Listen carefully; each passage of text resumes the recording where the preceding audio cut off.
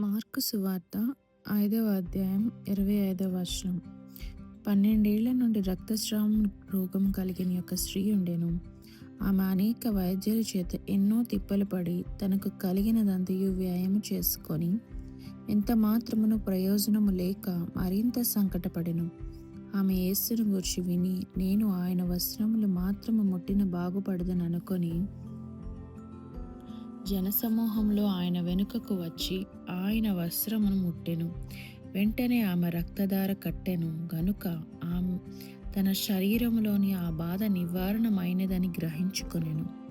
వెంటనే యేసు తనలో నుండి ప్రభావం బయలువెళ్ళెనని తనలో తాను గ్రహించి జనసమూహము వైపు తిరిగి, నా వస్త్రములు ముట్టినదెవరని అడుగగా, ఆయన శిష్యులు, జనసమూహము నీ మీద పడుచుండుట చూచుచున్నావే, నన్ను ముట్టినదెవడని అడుగుచున్నావా అనిరి.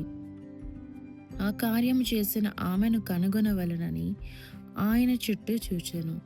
అప్పుడు ఆ స్త్రీ తనకు జరిగినది ఎరిగి భయపడి వణుకుచూ వచ్చి ఆయన ఎదుట సాగిలపడి తన సంగతి అంతయు ఆయనతో చెప్పెను. అందుకు ఆయన, కుమారి, నీ విశ్వాసం నిన్ను స్వస్థపరచెను. సమాధానము గలదానవై పొమ్ము. నీ బాధ నివారణ అయి నీకు స్వస్థత కలుగును గాక అని ఆమెతో చెప్పాను. ఈ యొక్క 12 ఏళ్ల రక్తస్రావం కలిగిన స్త్రీ యేసు ప్రభు గారి వస్త్రపు చెంగును ముడితే చాలు నేను బాగుపడేదను అని తనలో తాను అనుకుందంట.